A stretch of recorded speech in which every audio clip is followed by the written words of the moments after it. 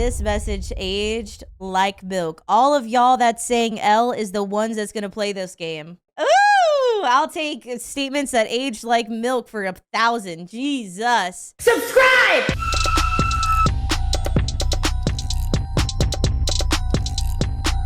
We're gonna watch a Mugen video now, which I'm very excited for because I love Mugen stuff. And we are going to watch his documentation of the biggest failure in video game history, which is Concord x Sony. I have had a couple of videos pop off actually on a second channel about this topic, about Concord, which was kind of unexpected, but a lot of fun to talk about. And I'd love to see the full documentation because Mugen usually goes in super hard on this. So let's get into it. Concord was a dumpster fire, and I want to make fun of it some more on my main channel. So hit the subscribe button if you haven't already, and let's do it. What would you do if you won over $100 million overnight? Would you buy? I'd spend it all on gacha games. No, that's not true. I would not spend it all on gacha games. I'd probably, the first thing I would do with $100 million, I would pay off my student loans, and I would pay for a financial advisor to tell me what to do with that money because I don't know how to take care of money. One of those mythical houses that no one can afford? How about a car? This one will make everyone laugh at you. Perfect for family gatherings. Or God, the Cybertruck is so ass. Ooh, I saw one in person a while ago, and I just could not believe that somebody bought that ugly ass, poop ass, Minecraft, Roblox ass, piece of shit car. Holy f, that thing is so ugly and so dumb. I saw someone slam a door too hard on that car and the door ripped in half. perhaps you can just pay off your hospital bill because damn, that is a lot of money. Regardless of what you might choose, I'm confident that you'll make the right decision. That is, of course, unless you are a Sony executive, in which case you'd spend all your money on whatever the fuck this is. I will never stop being mad about this design. Every color on this makes my eyeballs unhappy. Why the yellow? Why the green? Why the blue lipstick? Why the random pink splotch on the head? Why any of it? God, I hate this character. I hate every character in Concord. They're so bad. It's so bad. I'm so glad this game got instantly EOS'd. This is being called the biggest failure in gaming history. And surprisingly enough, this is not clickbait. We can now confirm that this game took a painstaking 8 years to make. And people are estimating that this game cost anything from 100 million to 300 million. And even better, we know how much this game sold on all platforms. Industry analysts have given a number that they think is the most accurate. And guys, let me... I lived under a rock. What is Concord? Okay, too long didn't read of it. Concord was a hero shooter similar to Overwatch that had absolutely nothing new to it, had the ugliest fucking character designs known to man, ugly ass set design for all of the stages where you would fight. Basically advertised via politics rather than being a good game. And it was also $40 to even play the game. It had a ton of issues, was just an awful idea, top to bottom, so garbage. And it was end of service after 8 years of development and $100,000 minimum. The servers were shut down within 2 weeks of it being released. And it never had I think it capped out at 700 simultaneous players on Steam at the highest peak on the day of release, and had less than 100 the last time I had checked, which was before the servers were shut down. So this was like an absolute catastrophe game, but it was supposed to be basically the new Overwatch. I tell you, they didn't even make back 1% of their money. I'm not even joking. The story of Concord is so ridiculous it might as well be a circus. But most people only know about its ending, about its failure. But there's a lengthy backstory, and it has to do with Sony's master plan for PlayStation. I got all the juicy, hilarious details for you, so sit back, relax, and let's talk about this disaster together. Thank you, Mugen. Oh, wow. What a... That was not what I thought I was going to pause on. But okay. Thank you, Mugen, for collecting all of the tea so that I can sit here and react to it. I love Mugen. He's so cool. Super, super sweet dude. Go subscribe to him, first of all. He makes fantastic summarizations of situations. And let's find out what I Love Furries on Twitter has... Why? I don't know why. Why is this on stream? Speaking of disasters, I simply cannot defend you here. What is your Twitter profile? What are you posting? This is totally your fault. But you know what isn't your fault? Getting spam emails simply for signing up for a newsletter or a loyalty program. Muujin does not care if I skip his ads, and respectfully, I will be, as we say, doing that. A disaster of this. I had no idea that that was going to be an ad. That was actually a great ad read. That was fantastic. That was so good. That was a fantastic spam emails. That was a great transition. I was hoodwinked. A disaster of this magnitude doesn't usually happen overnight. No, this actually has quite a bit of history. During the year 2022, Sony was in the process of acquiring Bungie. This deal took months to finalize, I think maybe even a year, but they got it for $3.7 billion and then announced it on July 16th, 2022. But they were talking about it since February 2022, months before they finalized it during a shareholder meeting. One of, if not the main reason why they acquired Bungie is because they had extensive experience running a live service game ever since they launched Destiny 1 in 2014. Sony, like many... Yeah, Bungie and Destiny are known for their quality live service experience and quality gameplay. And, you know, when you think Destiny, you think great gameplay, fantastic decision making by the devs, just amazing. Everybody loves Destiny and has absolutely not a single bit of criticism for Destiny 2, even a little bit ever at all. Ever. Not even that, and not a single person who plays it has that. I feel like, okay, this is obviously a joke. I feel like even Destiny 2 players hate Destiny. Am I not wrong? I feel like even Destiny 2 players hate their own game. Like, I feel like even they hate it, and it's like that everybody just hates it also. Like, it's okay, Bungie is such an interesting thing to be like, oh, they're so experienced with live service, and it's like, yeah, they're experienced. Is it a good history? Maybe not. Other developers had seen the player count absolutely multiply by a gazillion players during the pandemic and got excited over the fact that, hey, maybe we can milk them some more. This is a time when these company executives would have their children start to ask them for V-Bucks gift cards. And they were shocked. They had never seen a video game take over their household quite like this before. Please give me V-Bucks Ninja. Look at his little face, though. I think he deserves some V-Bucks. I bet he did all of his chores, and he even finished all of his worksheets. And I think that maybe Ninja should give him some V-Bucks. This wasn't just limited to PlayStation. Everyone wanted a live service game that would print them money. This is when they would completely shift their priorities. During the shareholder meeting, they announced that they were working on over 10 different live service titles. Yes, 10. More specifically, around 12. And that they aimed to release all of them by March 2026. They justified the purchase of Bungie, saying that this will directly help with those goals. This to me just...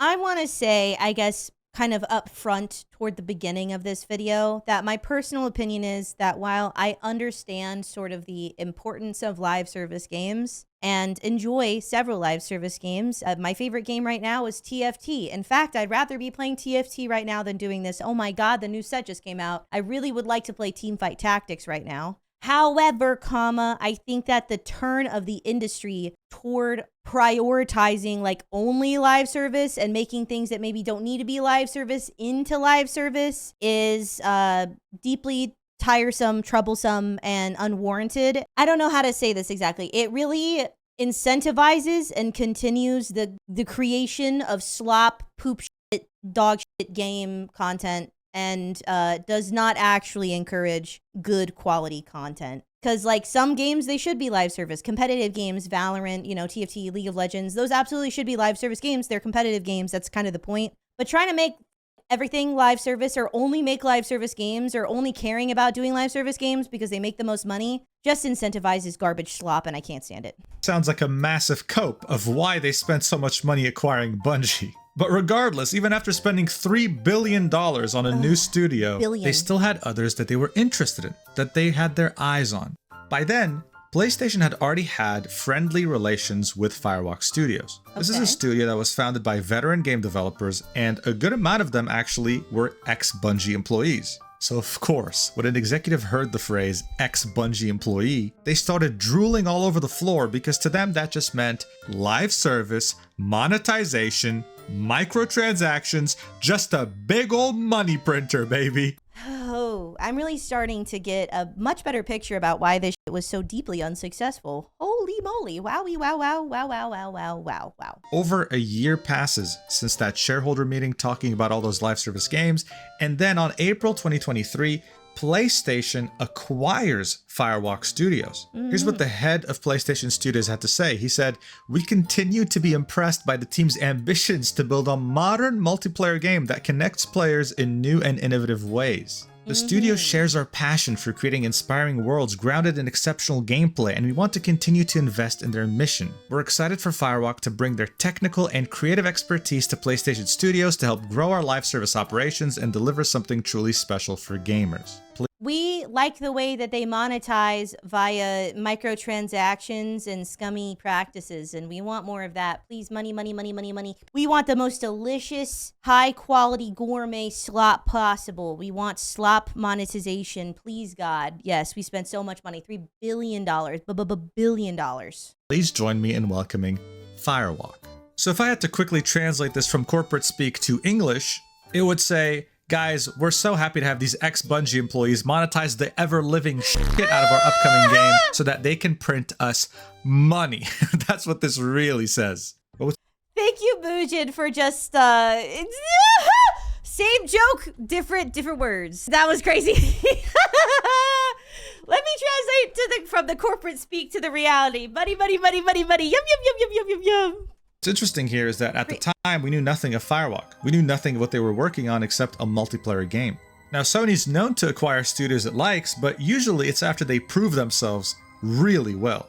Like how they partnered with Insomniac Games for years, but only acquired them after the massive success of Spider-Man. So Firewalk Studios had a lot of pressure to contend with even before launching their first ever game, but they were confident they could handle it. Now, a few months passed by, okay? We're in November 2023, a few months after they acquired Firewalk Studios.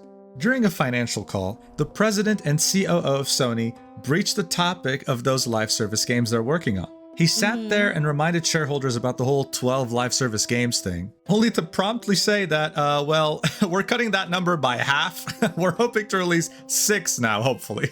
Oh, no way. 12 live service games was like maybe too f***ing many. And that's like a lot of work and like server space. And you actually have to make, I don't know, kind of good games to make the live service model worth it. Because usually they're free or low cost. And man, that's crazy. Isn't that so insane? If only anybody with any amount of common sense or intelligence could have guessed that that would be the case. That 12 was too many. And probably 6 is still too many. But you know, whatever.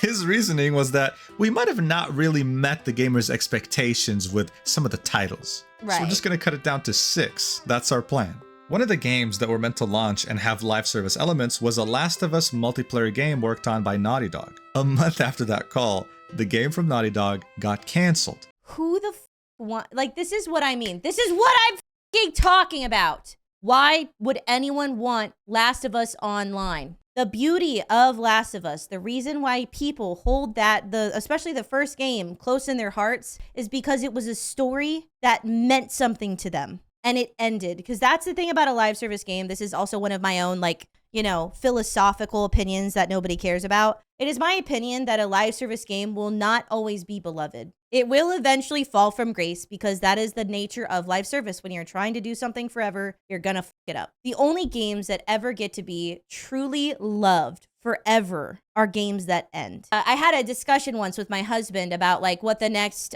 like Dark Souls game will be, you know? Because I love Elden Ring. It's my favorite game of all time. I will die for that game. And he was like, oh, I think they should make an MMO. And I got very upset and I did not want that. Because like live service games, they will rot anything that they touch with live service. And I would like Dark Souls to be safe from that because ultimately the point of live service is monetization and making Last of Us into a monetized live service game. I don't know. Make a new concept. Don't take an old concept and try to shoehorn it into the new monetization methods of, that you want. Make something different. Saying that they'll just focus on making a single-player game instead, this multiplayer game will probably not meet expectations. Looking back, this probably could have been one of the best decisions they ever made. Yeah. But of course, people were still disappointed because they were looking forward to it. Disappointment, though, was what people were experiencing during PlayStation's State of Play on May 30th, 2024. Okay. Ever since the death of E3, this has been a way for PlayStation to reveal any new games they're working on and any developments in terms of the console. The State of Play happens multiple times a year, and it's always an event that PlayStation fans look forward to immensely. The expectations for these are usually high because PlayStation is known for creating some pretty high quality games, but also very few of them. There are like no games to play for the PS5, and that's been a complaint since day one. This is one of the many reasons why the State of Play on May 30th was so important. But interesting. How much is the PlayStation 5? Is it still hard to get a PlayStation 5? Because it used to be like people would be fighting in the streets bare knuckle trying to get one of these. And they are also making a Pro version now too. I saw that. So we're getting the PlayStation Pro, even though there's still like barely any games that play on the PlayStation 5. Yippee! Cool! Yippee! Interestingly enough, out of the 35 minutes of this State of Play, 1/3 of it went towards one game exclusively, and that game is none other than Concord. Oh yeah, This this starts isn't off gonna end with up the head bad. of product of PlayStation coming in and introducing Concord and Firewalk Studios and the amazing work they've been doing behind the scenes, and just can't wait to show you what you will love. Surely, right? It's clear they spared no expense here. They have a whole CGI trailer showing off the characters and the world that you're about to experience in Concord. And other than the chat being very positive about this game, Very positive. it was clear that The L is for, what's a positive word that starts with L? Love. Yes. L for love. Yippee! They love it. That's why they're spamming L for sure. this wasn't really the reaction they were hoping for. This CGI trailer was meant to introduce you to the characters and make you like them, but all it did was just appear to be a Guardians of the Galaxy knockoff, which it is, by the way. It's a very, very obvious Guardians of the Galaxy knockoff with a very uninspired twist. Not even Yeah. halfway through the CGI trailer, and you could tell people were over the characters, the Dude. story, and the writing. They The were hoping chat. that at least the gameplay would be decent, that it would redeem this game. All those hopes were The chat is so funny. This message aged like milk. All of y'all that's saying L is the ones that's going to play this game. I don't think they were. They didn't even get a whole 700 concurrent players, baby. Ooh, I'll take statements that aged like milk for 1,000. Jesus. Why is there a massive fart cloud behind these ugly ass? Why is everything just like, why do they take every single thing in this game and just make it ugly? Like, I'm sorry. No, actually, no, I'm not sorry. I'm doubling down. Why did they take every single thing in the game and just make it ugly? Everything is so ugly all the time. It's so bad. Yeah, they're on the poop fart planet in the fart cloud. Yippee. shattered immediately as soon as they realized that this was yet another team shooter. God, it looks like Some of the ass. gameplay looked fun. It looked interesting. I mean, honestly, the gameplay isn't too bad, but there are already too many of these on the market. And this one just looks like the worst out of all of them. Why would you play this over something like Overwatch? But they were really convinced that they had the formula to take over any competitor because of how interesting their characters were. They had some really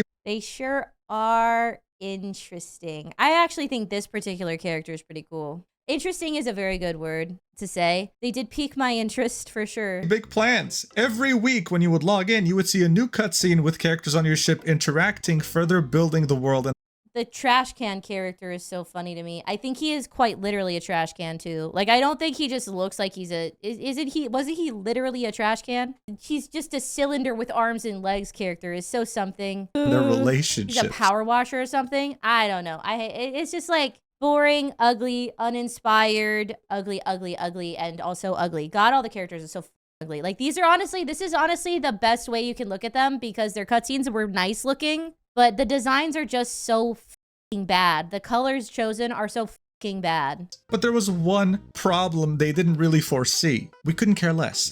They are terrible characters. They're Yeah. so generic and lame. They had 1/3 of the entire state of play and they couldn't make us like a single character. Just one. Yeah. They couldn't after 8 years of development. Now look, from past examples of criticism like this, I don't think it's that hard to determine how the developers took this feedback. I like the one guy who says, "Get to the FNAF stuff! Shut the up about this ass game! I want my Five Nights Freddy now!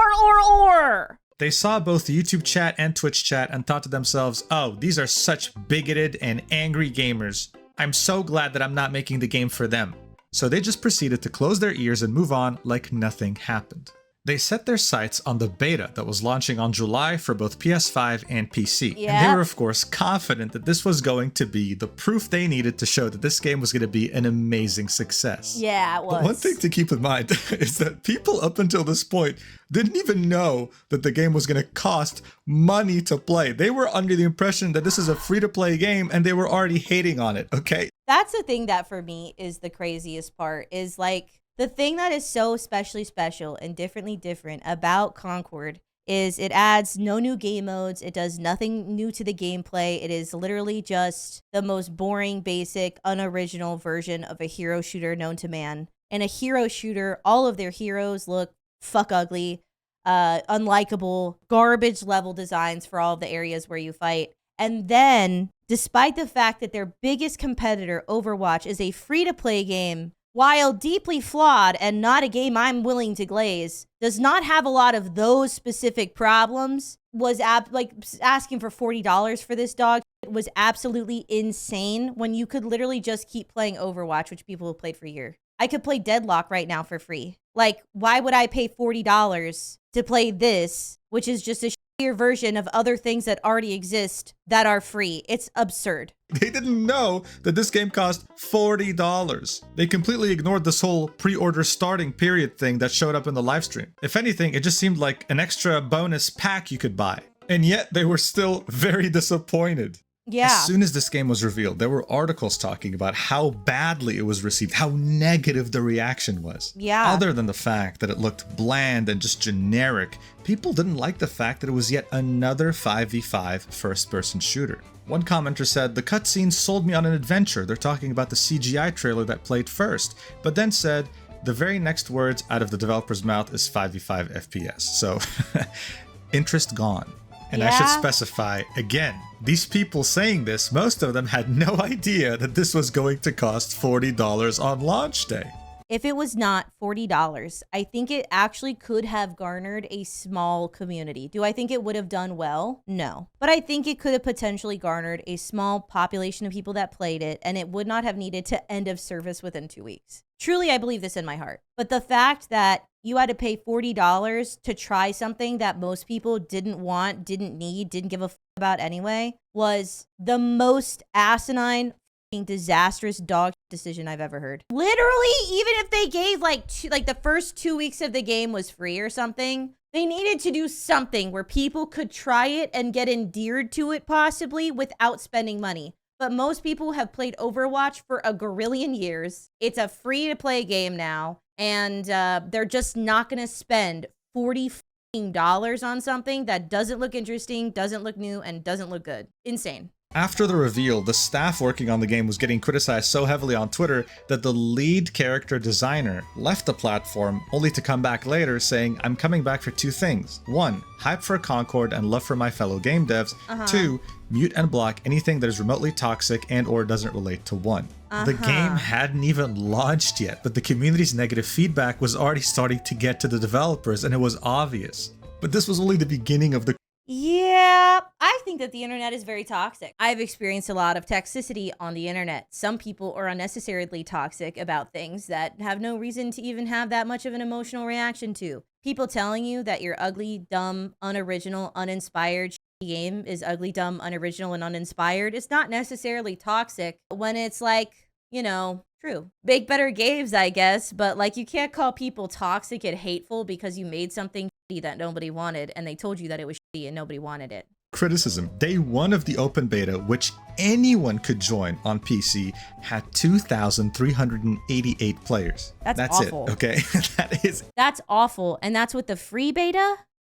It. Now, we don't know how much PlayStation had. It probably had way more because there's a huge shortage of games to play, but this didn't look good at all. An open beta usually receives many players because it's free and people are curious, but this showed that even people's curiosity wasn't enough to play a free game. But why? What was the logic here? How did players really feel? The people in this thread make some very good points. The top comment says, "It's a hero shooter that requires a PSN account. It's going to cost $40 and doesn't look that great to begin with. What did they expect?" And look at this reply right here. "This costs money? I thought it was going to be free, lol. Who's charging for hero shooters nowadays?" No one should be charging for hero shooters nowadays. Charging for competitive games in 2024 like this is absolutely moronic on every level. There was a different time where that was acceptable. It is not that time anymore. Do your fucking microtransactions for skins, bitch. Don't make me pay money to play it. So thanks to this open beta, people were finding out, wait a second, this costs money. I wasn't even that interested to begin with. Now I'm not interested at all. Yeah. To make matters worse, they weren't just going to charge you $40 to buy the game, but no, you also had internal microtransactions. I mean, it's a live service game, guys. They want to milk you as much as possible, but the developers were sure to let you know that, guys, don't worry. It's only cosmetic, which made people obviously dislike the game more and want to avoid it. But don't worry, guys, it was all just noise. They're just a bunch of bigoted haters. We're going to carry on with our top tier marketing and let the game speak for itself. $40 and skins? At least every skin on Overwatch 1 was free? Yeah, no, dude, when I ported over my Overwatch 1 account into my Overwatch 2 account, I had so many skins that I had gotten from the loot boxes. That is insane work. There's a reason I don't play this shit. You don't fucking make me play for a game that also has microtransactions like that. Fuck out of here. I'm sorry. Let me free to play it. If I like the game, then I will choose to spend the money. That is insane. Like, at least Destiny is an old game. And so it's like outdated. That's the monetization of it. A new game that has I am not interested. I don't care. I just won't play a game like that. Don't do this. Don't do this. Look at this controller. Doesn't that actually look sick? Like, objectively, I would actually buy this. It's not the game, though. Keep the game away from me, but I would buy this controller. This is sick. Damn, maybe their marketing isn't that bad. But that's not all. You also had first-party PlayStation studios participate in the marketing, like Sucker Punch Productions' post featuring a character from one of their games with a character from Concord. How cool is that? Yippee. Now, I saw some people say, wow, Sony's so desperate having all their studios make art with Concord. But buddy, listen, I've been following PlayStation and their studios on Facebook since I was like 12 years old, and I can tell you, even back then, they did this. They do this to any game launching from a first-party studio. It's just, it's nothing special. But it just showed how much they were banking on this. They were treating this game like yet another first-party launch, as if it's from Sucker Punch or Insomniac. You want to know what the difference is, though? Usually, they don't have to turn off replies. Stop!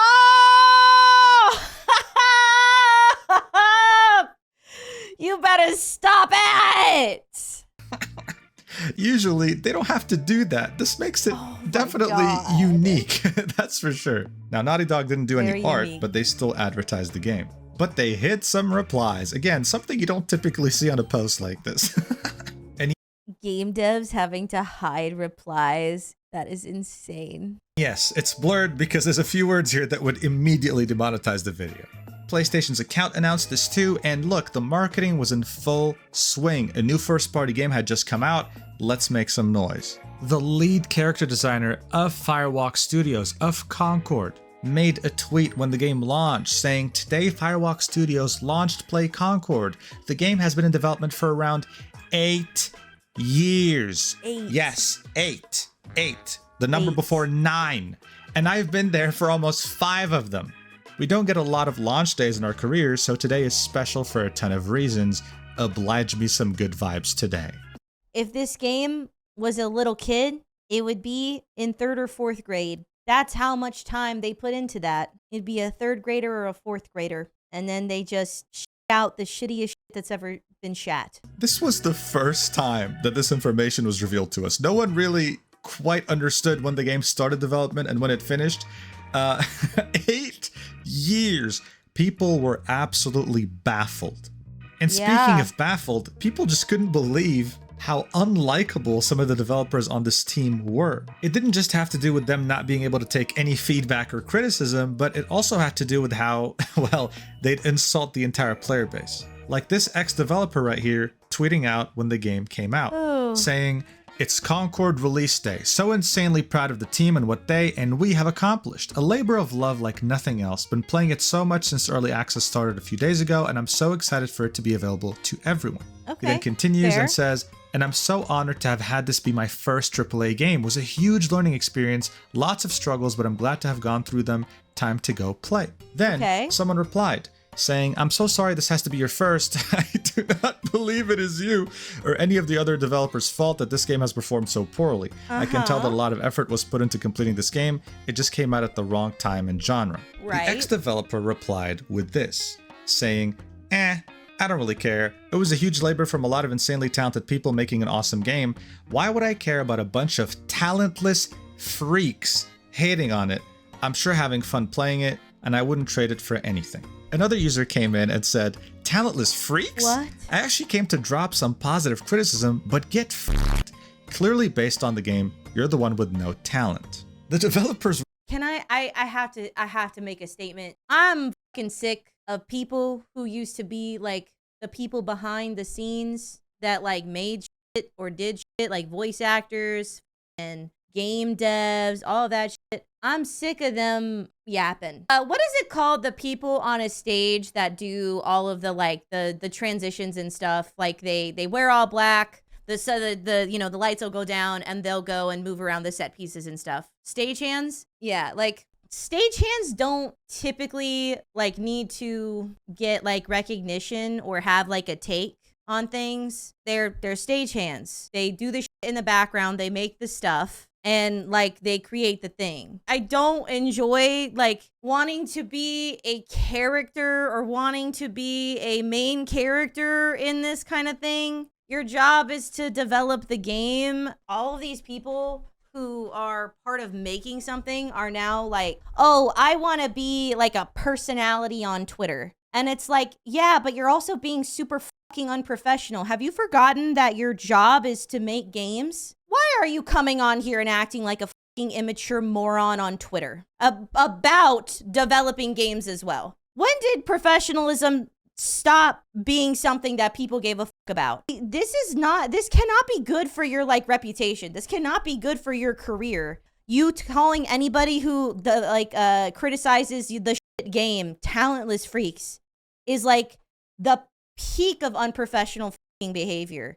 It is okay for you to just create stuff and not need to be a personality and just do your fucking job. But this kind of like mindset that like, oh, I create things and I also want to be like a fucking personality on Twitter is like so tiresome to me. And that's not to be like, shut up, monkey, and dance for me, make the game. You can use it, you can use a platform, you can have a platform, but why in the fuck are we acting so unprofessional? We're getting a lot of criticism, a lot of warranted criticism, I should add. Warranted. But their attitude was that it was all toxic, bigoted noise, that anything those players were saying was unwarranted. It was starting to get clear how this game got made over the span of 8 years. This wasn't about receiving good feedback. They were in an echo chamber, patting themselves on the back every day, truly thinking that they were going to come up with the next big hit that will revolutionize gaming.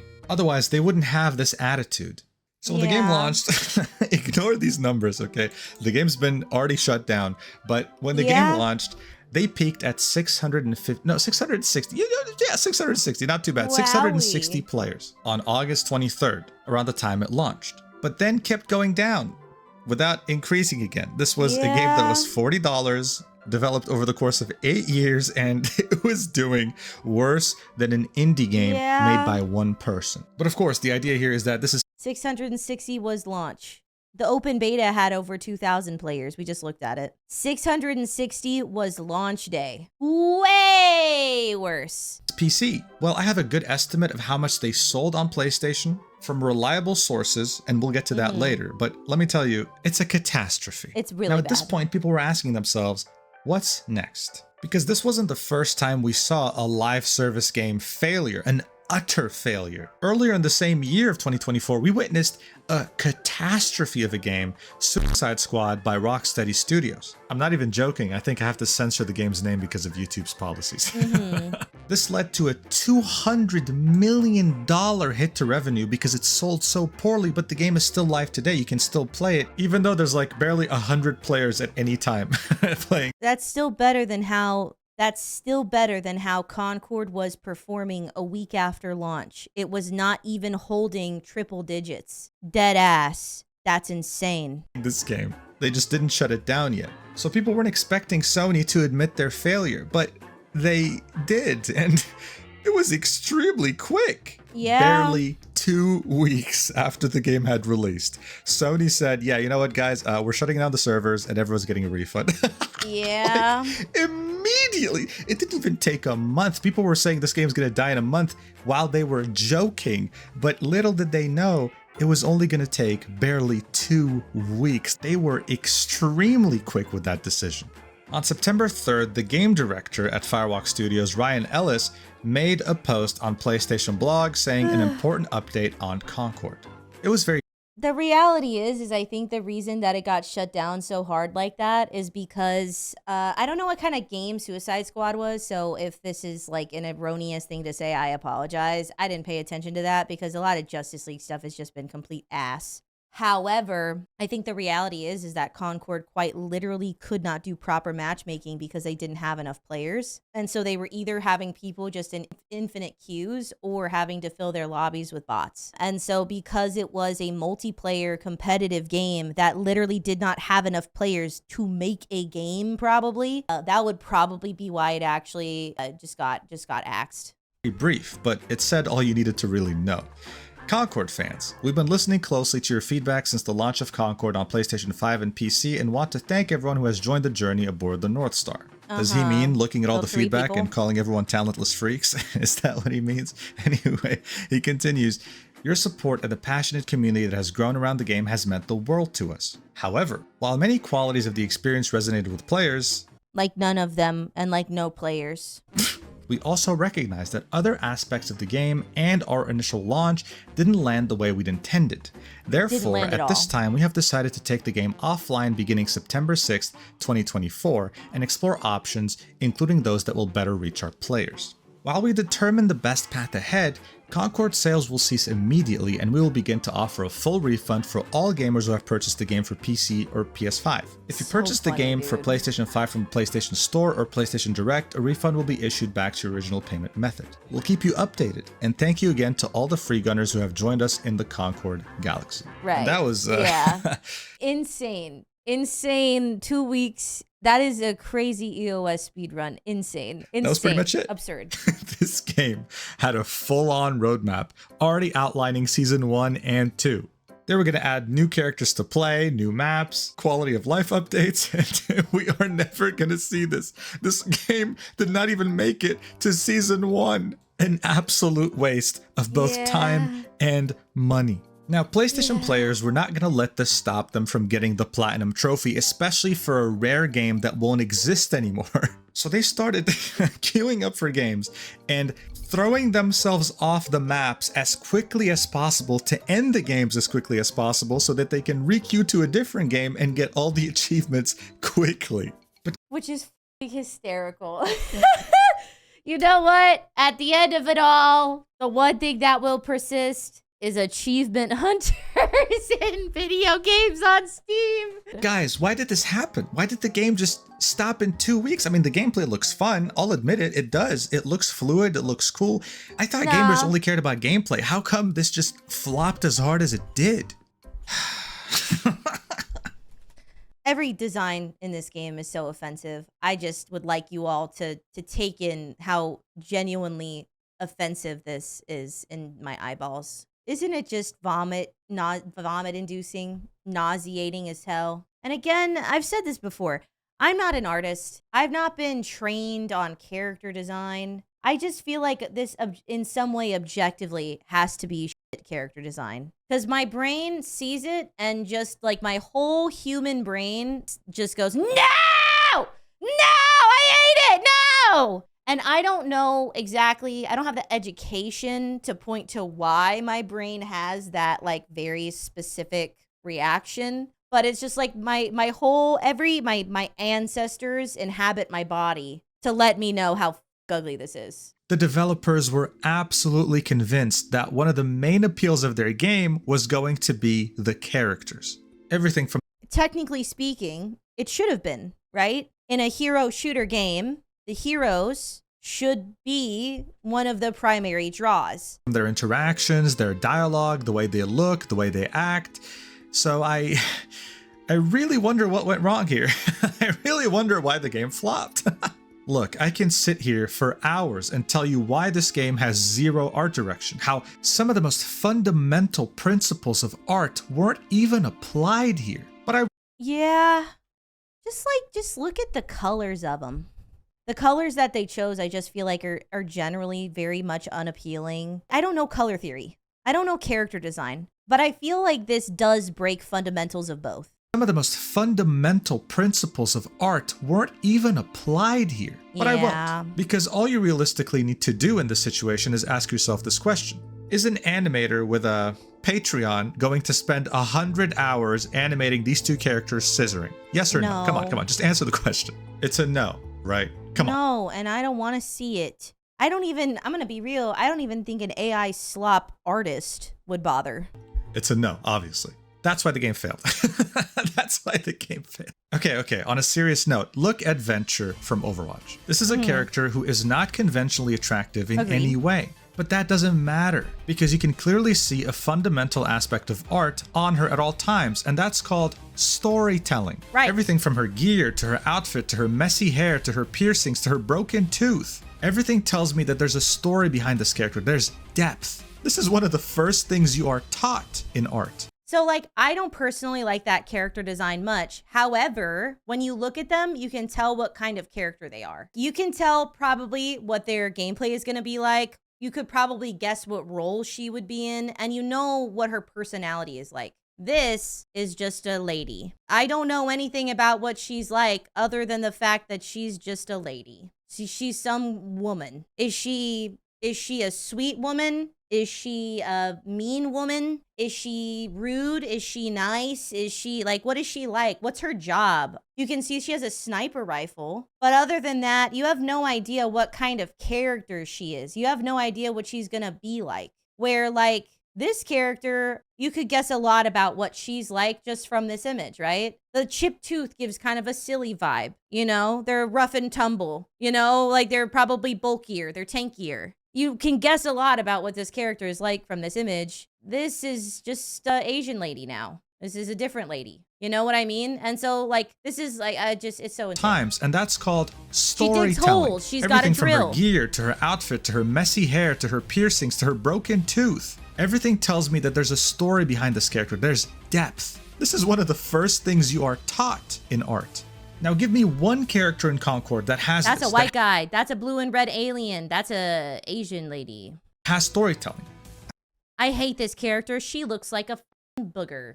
Actually, let me save you the trouble. You can't. You just have ugly. That's a white guy. That's a black guy. Ugly generic characters wearing ugly generic armor. Black girl. Yapping ugly. Black, green lizard guy, but also he's like a white guy, essentially, right?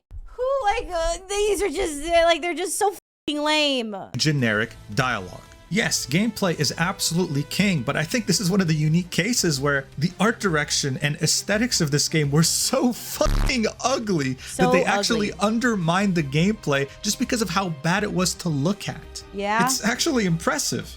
In a really bad way, of course. That was simply the cold hard truth. Yeah. But don't worry, because the circus was only getting started, and this time it wasn't just the developers, it was Sony itself. Here's what the president and COO of... A white guy with roided up shingles is insane. Sorry, I had to take a second to take in that line. That's insane. You're not wrong, but it's crazy. Sony had to say while this was all going on in a Financial Times interview. Whether it's for games, films, or anime, we don't have that much IP that we fostered from the beginning. Right. Can you believe that? Can you just take a second, take a step back? Can you believe that? This person right here said exactly what I wanted to say in 14 seconds. Yikes. After that Concord oopsie, we clearly don't have enough IP. Also Sony. All right, let's see. Okay. Oh my god, Infamous. Killzone. Oh my god. Resistance. SOCOM. Twisted Metal. Uncharted. Dude, $100 million. Could have done so much here. Yeah. CEOs at Sony wondering what the hell do gamers want after their massive $300 million Concord flop. How can Sony be saved? And the elephant in the room is Bloodborne Remastered, bro. Can we just release Bloodborne on PC so I can play it and have people stop telling me how good it is and I can't play it? Can we get Bloodborne on Steam? please. I don't think that would even take $100 million. Can we do that? Thank you. Oh my God. Not only just remastered, release this on PC, you'll make more money than you've ever made developing Concord, you idiots. This is especially frustrating to everyone, because in the beginning of this year of 2024, Sony laid off 900 PlayStation employees. 8% of its headcount. They impacted studios like Insomniac Games, Naughty Dog, Guerrilla Games, and even Firesprite, a smaller studio. And it's like, why? Like, while you were working on Concord, this is what you were funding. This is what you were worried about while you laid off people from every single one of these studios? And what's even more ridiculous right now is that as they were taking down the servers of Concord, a new PlayStation exclusive came out by the name of Astrobot, developed by the remnants of a studio Sony had shut down, which was called Japan Studio. This is a game developed in 3 years by 65 developers. It's a platformer. It's a very, very simple game. But guys, look at these reviews. Dude, you would think this is like a new game from Sucker Punch or Guerrilla Games or whatever, right? Or Insomniac. Look at these reviews. I feel like platformers are really cute. I don't know. I always like art styles and stuff on platformers. The little guy looks super duper cute. I really want to play more kinds of games. I've not played a lot of platformers. 93 on Metacritic. This is their best rated game of the entire year. That's crazy. It is now being praised by everyone. I think that Concord coming out just recently made people appreciate it way more than they would have. So hey, kudos to them. That's great. Because Concord failed massively. Yeah. Let's talk specific numbers. So as I mentioned, thanks to the lead character designer of Concord, we now know that the game had taken 8 years to develop. But here's the thing. Not only did Concord peak at barely 600 players on Steam, but also on PlayStation, the main console it was meant to come out for, and the console with barely any games to play. Industry analysts estimate that it had sold around 25,000 units. This means $1 million. Now look, $1 million is not a small amount of money, but seeing that the game cost around 9 figures, so we're talking $100 million minimum. We don't have the exact figure here, but 8 years of development costs in a studio based in Seattle, so Washington State, one of the most expensive states in the United States. Yeah, costs are going to add up like crazy. As far as I know, there has never been an instance where a game flopped so hard compared to its budget in the entire history of video games, like ever. It is so shockingly embarrassing, it's hard to believe.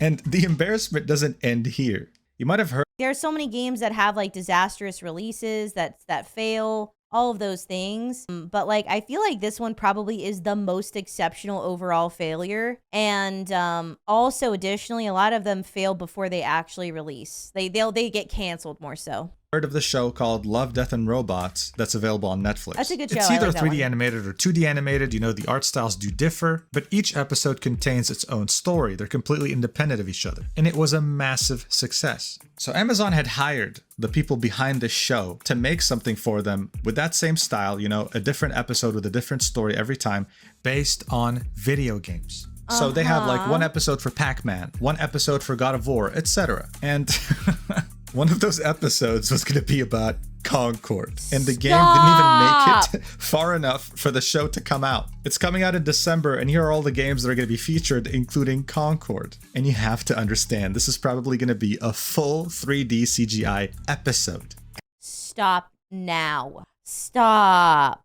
And those are not cheap to make.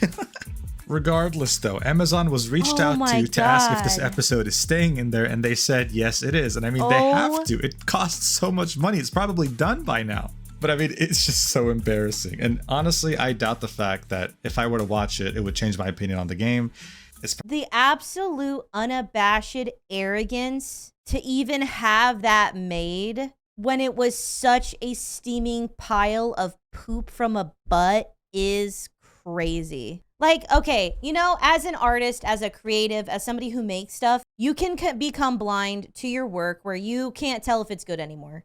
And sometimes that'll happen for a while, and then you'll get out of it. And then like a month, 2 months later, you go, wow, that was shit. This was made by hundreds of professionals that looked at it, analysts, I'm sure, marketing people. And like, this was unironically, at first glance, dog shit. The absolute insane blindness and arrogance to promote this game to that level, to get an episode made about it on Amazon Prime is insane. Because, like, how did you not know that this was so bad? Everybody saw how fucking bad it is. Probably going to be very cheesy, very generic, and again, I don't think I'm going to find one character I'm going to like in there. But now it happens. 8 years, over $100 million down the drain. What are they going to do? Well, they're going to start reworking some things. Not enough to change everyone's minds, but maybe enough to relaunch as a free-to-play game. Or they just get a big, fat tax write-off over the fact that this game generated only $1 million in revenue. What? Similarly to how Warner Brothers shelved Coyote versus Acme to get a $30 million tax write-off, as far as I know, this same thing can be done here. Look, I'm not really worried about Sony. The real people going through it right now are the people who worked on this game. There's a senior concept artist by the name of Amanda Kiefer, who on her now private Twitter account expressed this: the character concept art team, including myself, is going through an extremely difficult time emotionally, and some on the team no longer want to work in games, design characters, or even do art anymore after this. I'm gonna have a harsh opinion here that I'm sure somebody in the comments is gonna complain about. This is a reality check for a lot of the people who were involved in this. Do I believe that there's a significant amount where things were affected by, like, the suits and stuff? For sure, of course, right? But, like, if you're a character designer and you designed these characters, some of y'all seem like you need to get back to basics and relearn your craft and, like, actually take a look at what the fuck you're making, because this game was a fucking disaster and there is no way. It just simply is not only the suit's fault. The primary issue of Concord in a lot of ways is the art direction. And a game fails to this level because of the art direction, that's your fault. Maybe you shouldn't be making any more games for a while or ever. Because it is very rare that the art direction can so completely dumpster a game as it did with this game. And granted, there's a lot of other issues along with that, but a huge part of it, one of the most it's the first thing you see, the most glaringly obvious thing that was wrong with the game was the art direction. And so if you were one of the artists who had a lot to do with that art direction, maybe you do need to take some time away from development and actually, like, get retrained or something. Go back to school, take some time to yourself, because this shit is ass. Because of this, posts like yours, though understandable, are unfortunately ill-timed. None of us know which way the wind will blow with the studio. We are worried sick and terrified of the future. Not only that, but we have been shouldering the brunt of the emotional labor as executive/directors dodge most of the blame. Behind the scenes of all this talk about Concord and character designs, people's livelihoods are at risk, and there are very real financial consequences that might hurt us even more. If you do a job and you don't do a good job at that job, it does put your career at risk. Especially if you're going on Twitter and then telling people they're talentless hacks. Being unprofessional as should additionally put your career at risk. That's how it works. Now look, I would feel sorry for her, but after comments like these, I don't. This is her saying, pretty soon these weirdos will have no games to buy at all, referencing the people criticizing how shit the art looks. These people have an attitude. They hate the people they're making the game for. They look at customers like they're beneath them, and they think they can get away with whatever they want. Well, newsflash, they can't. You worked on this game for God knows how long, for years probably. You've collected your salary every month during those years. First off, other than scamming the studio, because you clearly don't know what the hell you're doing, you now can't complain that because of your bad job, you'll be fired. I'm sorry. I believe very much in how important the work of artists are. The industry is very important to VTubing. Artists are important to VTubers. I respect artists very much. The thing about art is, especially when you're developing a product that people will pay for, nobody gives a fuck about your artist's eye about things. You have to make something that people want. When you make something that is so just ugly, so unoriginal, so uninspired, require $40 to even try it, and you make no effort to make anything anyone wanted or asked for, you don't get to condescend about your art. I, as a content creator, can't just do whatever the fuck. It is my job to make something that is appealing so that people watch. That's my job. Quite literally, that's my job. And so if I don't make something that's appealing and people don't watch it, I now can't go like, oh, well, eventually you're not going to have any content creators if this is how you act. You clearly don't understand what I'm on. That's absurd. Nobody wanted this content. Nobody wanted this game. You have to draw people in somehow. The first thing they see is the art direction. You didn't do good art direction. You don't get to cry that people don't like it. I'm sorry. The boo-hoo shit, I don't care. There are some good people, genuine good people in this studio who are getting fired because of the work of others. I feel especially bad for anyone who worked in the gameplay department because the game is fun. But for people like Amanda, all I have to say is, look, if working for video games sucks so much, if you hate the customers so much, go do something else. Agreed. And put the fries in the bag. Thank you. Concord is Put the f***ing fries in the bag, girl. a lesson that live service games can very rarely actually work, and if they do, there has to be an actual good game behind it, as well as the fact that gaming evolves very quickly.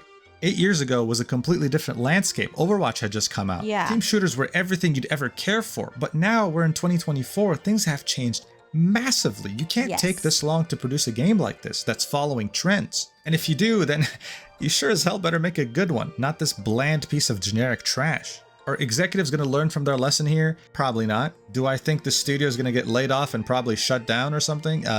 Yeah, probably. Did we get anything out of this? Yeah, we got to laugh our asses off.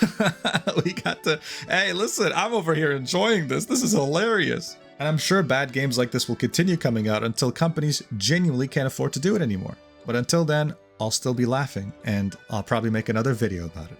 Thank you. What's going on with Dustborn? I've been having people tell me that there's something with this game. I don't know what it is. This looks nice. This doesn't make my eyeballs want to fall out of my brain. Like, this doesn't want to turn my eyeballs into dust, at least. I keep having people go, oh, just wait till Hex sees Dustborn. And I'm like, what does that even mean? I'm going to have to look into this. Thank you so much for watching. I hope you enjoyed, and I'll see you in the next video. Love you. Mwah. Ew, don't kiss me. So that's the story of Concord, a game that was made, it seemingly for unabashed greed on Sony's part, with some of the most arrogant, condescending, out of touch artists, honestly, like the artists themselves and art direction that I've ever seen in my life. I love this because I'm so glad that Concord has been held up in front of the entire gaming industry and executed this way. Because I think sometimes you need to have an example. You need to make an example of somebody. And I'm glad that we have made an example of Concord. Don't do this. But personally, just as a kind of a last end note,